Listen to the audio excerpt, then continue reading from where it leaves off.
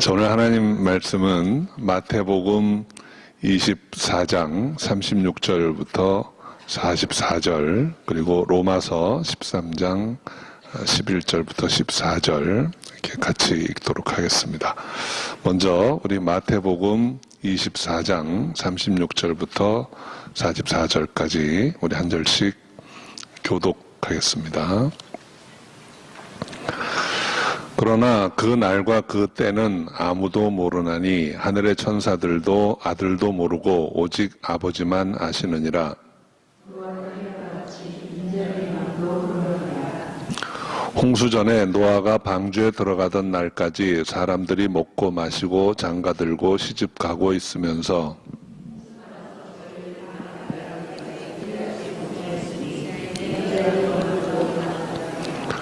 그때 두 사람이 밭에 있음에 하나는 데려감을 당하고 하나는 버려둠을 당할 것이요.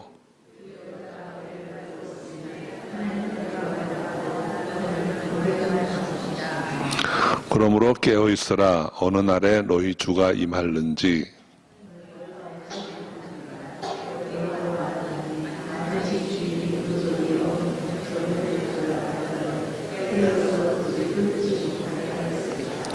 이러므로 너희도 예비하고 있으라. 생각지 않은 때에 인자가 오리라. 이제 로마서 13장 11절 14절입니다. 또한 너희가 이 시기를 알거니와 자다가 깰 때가 벌써 되었으니 이는 이제 우리의 구원이 처음 믿을 때보다 가까웠음이니라.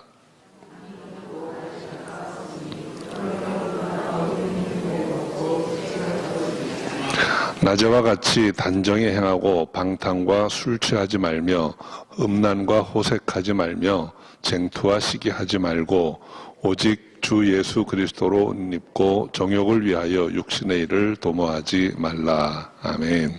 기도하겠습니다. 아버지 하나님 감사합니다. 오늘 복되고 아름다운 주님의 날 전에 부르셔서 함께 신령과 진정으로 예배드릴 수 있게 하시니 감사합니다.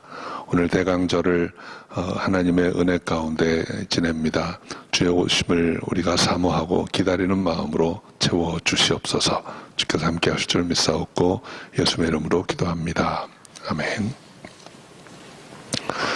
자, 오늘은 우리 교회력으로 대강절의 첫 주일입니다. 대강절은 이제 주님의 오심을 기다리는 절기로서 대림절이라고도 하고 또 강림절이라고도 합니다.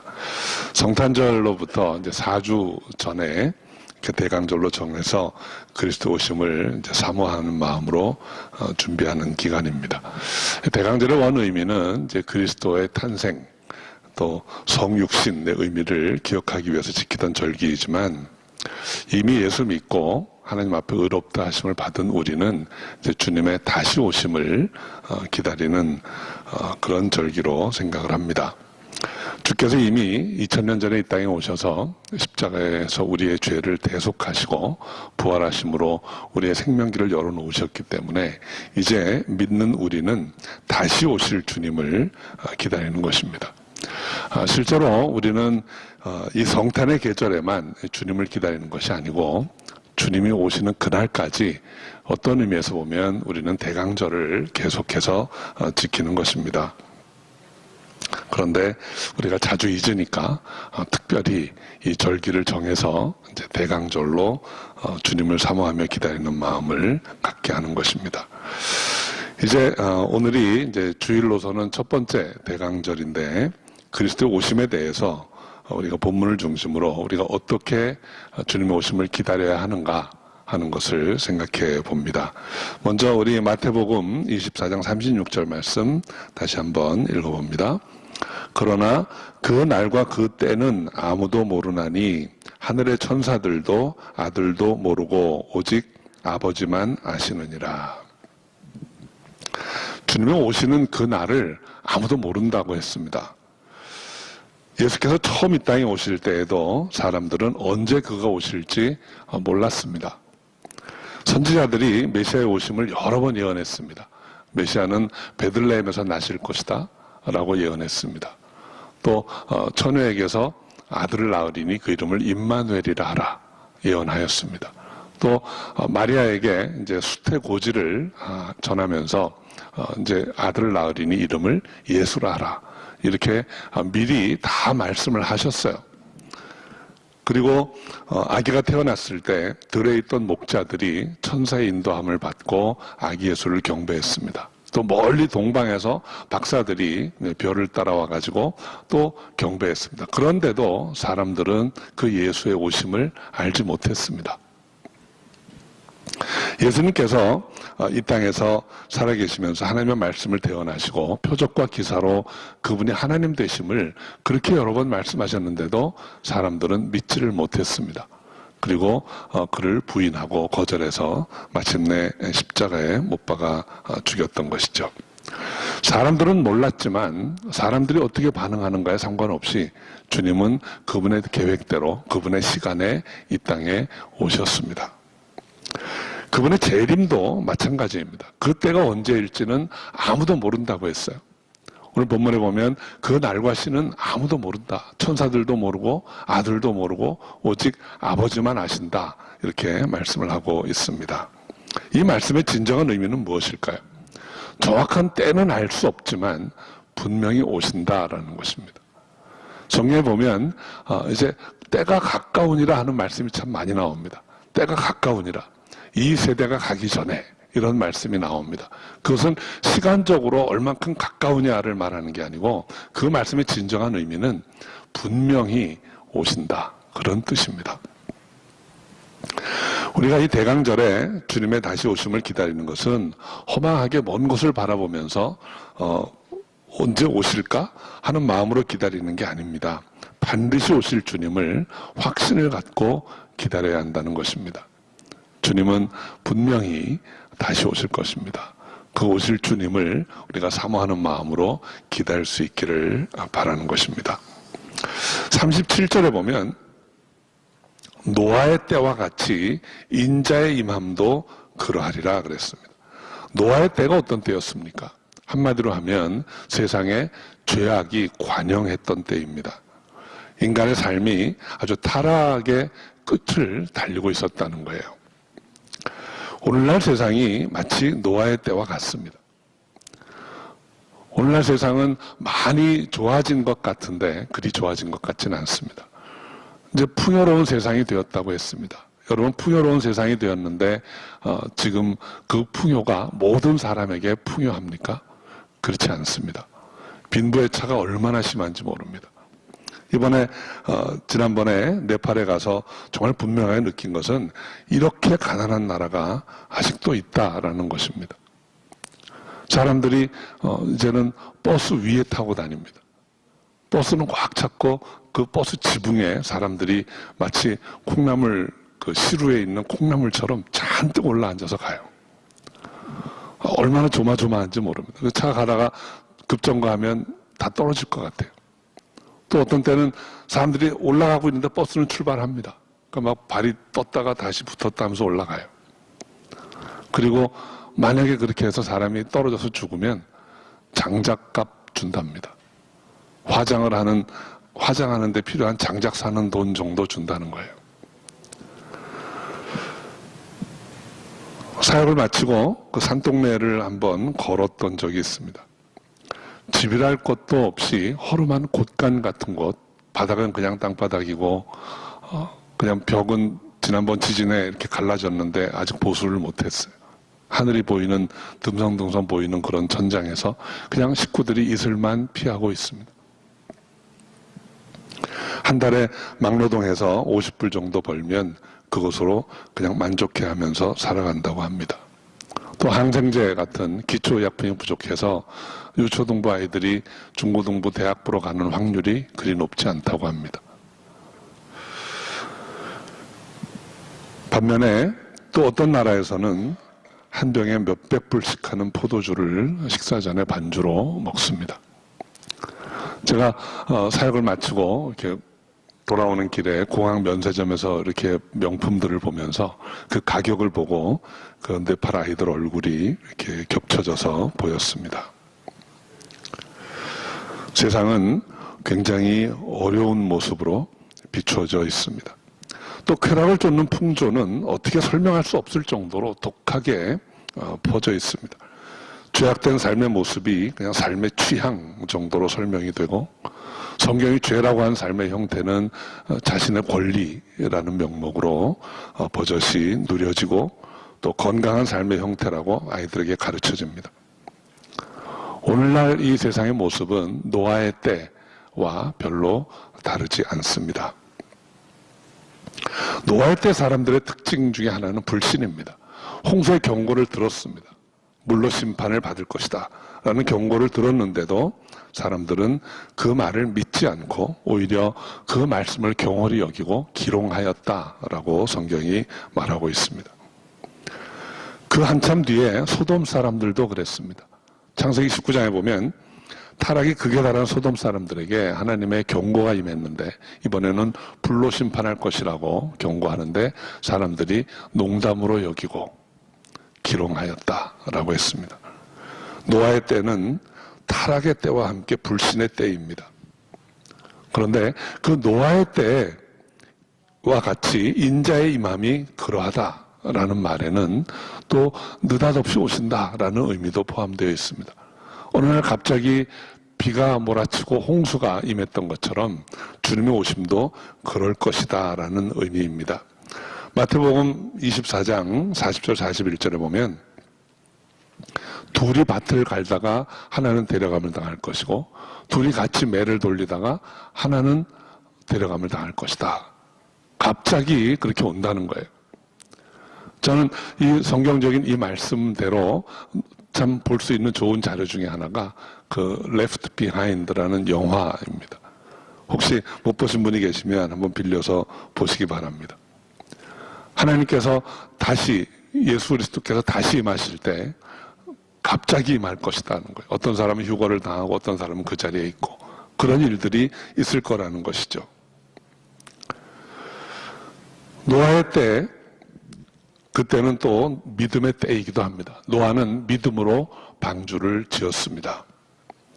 여호와 하나님의 말씀을 경홀히 여기지 않고 순전하게 믿었습니다. 그리고 그가 믿은 그대로 그 심판의 날이 임하였습니다. 세상의 죄악이 관영할 때, 죄가 숨겨졌던 모든 모습을 드러내고 감추었던 악취가 세상에 만연하게 퍼져나갈 때, 그때 그리스도께서 오시는 것입니다. 마치 느닷없이 오시는 것처럼 그렇게 인자가 오실 것입니다. 42절 44절의 말씀은 그러므로 깨어 있어야 한다라는 거예요. 그러므로 예비하고 있어야 한다라는 것입니다. 성경은 자주 권면합니다. 깨어 있어라. 술 취하지 말고 깨어 있어라. 성령의 충만을 받으라. 예비하고 있으라. 이렇게 권면하고 있는 것이죠.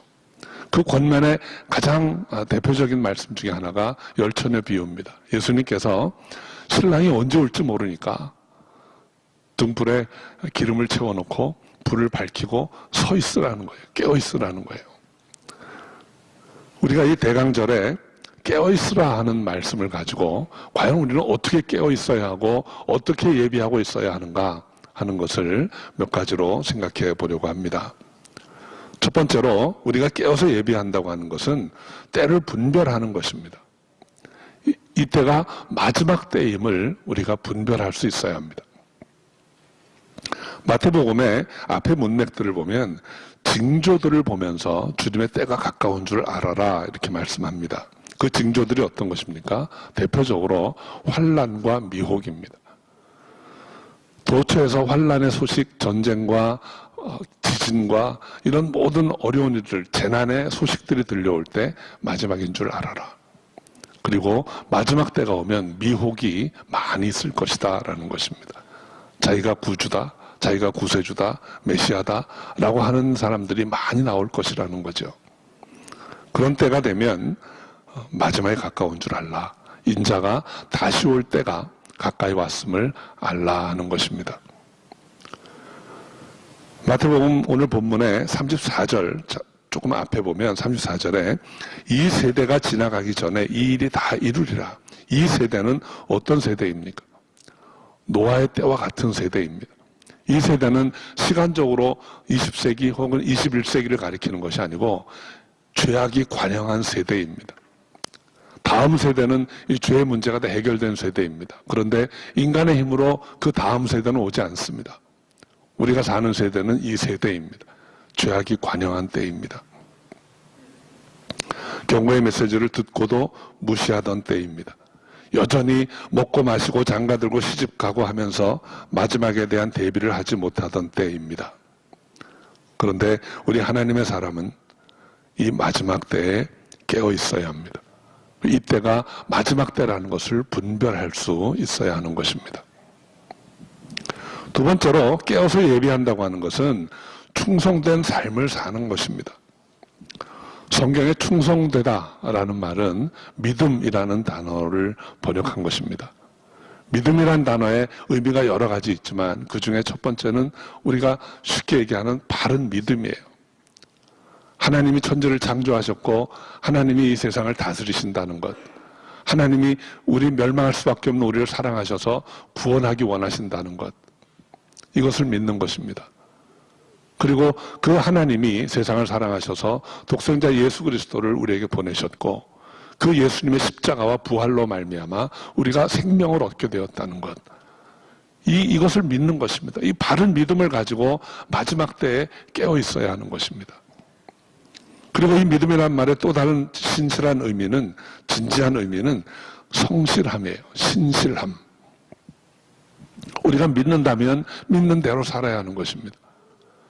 믿는 우리는 세상을 함부로 막 살 수 없습니다.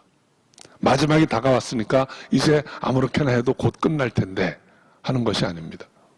어느 철학자의 말처럼 내일 종말이 온다 할지라도 오늘 사과나무를 심겠다 하는 그 마음으로 성실하게 살아야 하는 것입니다. 46절에 보면 주인이 올 때 그 종의 이렇게 하는 것을 보면 복이 있을 것이라 했습니다. 마지막은 분명히 옵니다. 종말은 분명히 옵니다. 종말은 묵시적인 것입니다. 변하지 않습니다. 그렇지만 동시에 종말은 우리에게는 윤리적인 가르침입니다. 마지막에 오기 때문에 우리는 더욱 신실하게 살아야 하는 것입니다.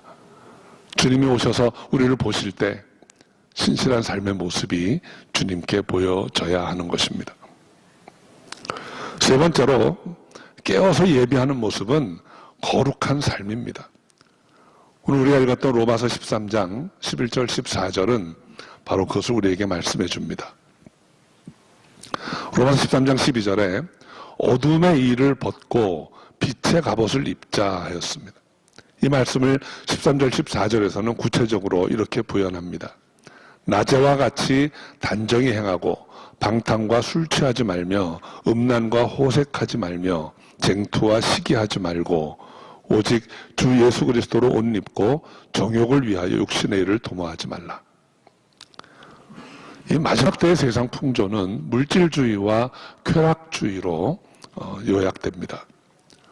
물질이, 돈이 최고 가치인 것처럼 보여집니다. 돈을 좀 더 많이 벌기 위해서 이중투구를 합니다. 거짓말을 서슴지 않습니다. 심지어는 사람들이 먹는 음식을 가지고도 별일을 다 합니다. 가짜 달걀이 있답니다. 달걀도 가짜가 있대. 그거 만들어서 얼마나 남는지 모르겠는데 아무튼 달걀도 가짜가 있고 모든 게 가짜가 있어요. 사람이 먹는 음식을 빨리 싸게 잘 만들기 위해서 온갖 약품을 다 쓴다고 합니다. 그래서 요즘은 웬만큼 아파가지고 항생제 먹으면 듣지를 않는데요. 평소에 하도 먹어놔가지고. 그러니까 이제는 왜 다 이런 일들이 일어납니까? 돈 벌기 위해서입니다. 돈. 돈이 그렇게 중요해졌습니다. 음란과 호색은 그럴싸한 포장으로 더 이상 죄악시되지 않습니다. 이제 한국에서도 간통죄라는 법이 없어졌습니다. 상관없다는 거예요. 그거는 법으로 다스릴 사항이 아니라는 것입니다. 그런 이야기하면 촌스러운 사람으로 치부를 받습니다. 점점 더 모든 면에서 사람들이 뻔뻔해져 가는 것 같습니다. 지난번에 한동대에 가서 예배를 인도하고 교수님들하고 대화를 나누는데 그런 이야기를 합니다. 학교에서 정말 새벽 기도도 하고 그룹 성경 공부도 시키고 채플 이런 거 통해서 아이들을 믿음으로 잘 양육해 놓는데 직장에 가면 아이들이 혼란스러워 한다는 거예요. 직장의 그 문화라는 것이 그 음주 문화와 이 퇴폐 문화가 얼만큼 많이 진행이 돼 있는지 아이들이 너무 힘들어한대요. 못 견디는 아이들은 그렇게 힘들어서 들어간 좋은 직장을 나온답니다. 견딜 수가 없어서. 세상 문화가 점점 어려워지는 그런 형편이에요. 그리고 그것을 자연스럽게 생각합니다. 그럼에도 불구하고 그리스도인들은 거룩한 삶을 포기하지 않아야 합니다. 사도 바울은 1세기 크리스찬들을 향해서 어둠의 일을 벗고 빛의 갑옷을 입자 했습니다. 오늘날의 이 말씀이 얼마나 더 절실한 요청인지 모릅니다. 세상이 다 그렇게 간다 해도 우리 그리스도인들은 거룩하게 살아야 합니다. 주님 다시 오실 때 영과 혼과 몸이 우리 주 예수 그리스도 강림하실 때 흠없게 보존되어야 할 것입니다. 깨어있는 삶, 예비하는 삶의 마지막 우리의 자세는 지혜롭게 사는 것입니다. 성경은 우리에게 지혜 있는 종이 되어야 한다라고 말씀합니다. 지혜는 지식을 정확히 쓸 줄 아는 능력입니다. 하나님의 말씀, 주님의 가르치심을 들은 사람은 그 말씀대로, 그 가르침대로 살아야 합니다. 그렇게 사는 것이 잘 사는 것입니다. 오늘날 잘 산다라는 말은 그냥 부자로 사는 것, 권세 있게 사는 것, 이런 것과 동의어가 됐어요. 부자로 사는 것이 잘 사는 것은 아닙니다. 잘 사는 것은 하나님의 뜻대로 사는 것입니다. 하나님이 기뻐하시는 모습으로 살아가는 것입니다. 저는 그런 의미에서 여러분 모두가 잘 사시기를 바랍니다. 한번 옆에 계신 분한테 손잡고 권면 좀 해주세요. 잘 사세요. 잘 사세요. 영원한 생명, 영혼의 평안과 기쁨을 우선순위에 두고 사는 것이 잘 사는 것입니다. 요한복음 6장 27절에 너희는 썩을 양식을 위하여 일하지 말고 영생하도록 있는 양식을 위하여 일하라 했습니다. 주님이 다시 오시는 날 그분 앞에서 우리 모두는 우리의 삶을 회개해야 할 때가 분명히 옵니다. 어카운팅 해야 된다는 거예요. 결산을 봐야 된다는 거예요. 우리 인생에 대해서. 주님은 우리가 주님을 알기 전, 예수 믿고 구원받기 전에 인생 어떻게 살았는지 관심 없으세요. 그러나 예수 믿고 난 후에는 너가 어떻게 살았는가 좀 보자 하고 결산을 봐야 된다는 것입니다. 그때 주님 물어보실 것입니다. 너는 무엇을 위해서 어떻게 살았느냐? 그때 우리가 무엇이라고 답해야 할까요? 우리는 어떤 답을 내놓아야 할까요?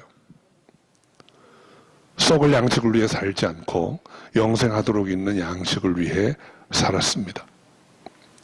어둠의 일을 벗고 빛의 갑옷을 입고 살았습니다. 믿음으로 성실하게 살았습니다. 이런 답을 할 수 있는 저 여러분 되시기를 바랍니다. 우리가 이 대강절 기간에 특별히 다시 한번 주님이 다시 오실 그 날을 기다리고 사모하면서 지내기를 바랍니다. 그런데 주님을 사모하고 주님 오심을 기다리는 우리의 마음은 어때야 하는가? 오늘 성경은 깨어 예비하라 그랬습니다. 깨어 예비할 수 있는 저 여러분 되시기를 바랍니다. 때를 분별할 수 있는 저 여러분 되시기 바라요. 우리의 믿음으로 성실한 삶을 살면서 주님의 오심을 기다릴 수 있기를 바랍니다. 그리고 우리의 삶이 구별된 삶, 거룩한 삶이기를 바랍니다. 그리고 마지막으로 지혜로운 삶, 썩을 양식을 위해 살지 않고 영생하도록 있는 양식을 위해 사는 삶이 되기를 바랍니다. 이런 마음과 자세로 주님의 다시 오심을 기다리는 저 여러분이 다 되기를 주의 이름으로 축원합니다. 기도하겠습니다. 아버지 하나님, 이 대강절기에 주님의 다시 오심을 우리가 사모하며 기다립니다. 우리는 부족하고 연약하지만 언제나 하나님의 보호하심에 우리의 삶을 온전히 의탁합니다. 때를 분별할 수 있는 지혜를 주옵소서. 믿음으로 신실함으로 살아가는 우리가 되게 하여 주옵소서. 거룩함을 잃지 않고 용기 있게 살아가는 저희가 되게 하옵소서. 지혜롭게 때를 분별할 뿐 아니라 썩지 않을 양식, 영생하도록 있는 양식을 위해 일하는 우리가 되게 하여 주옵소서. 주께서 함께 하신 줄 믿사옵고 살아계신 주 예수님의 이름으로 감사하며 기도하옵나이다. 아멘.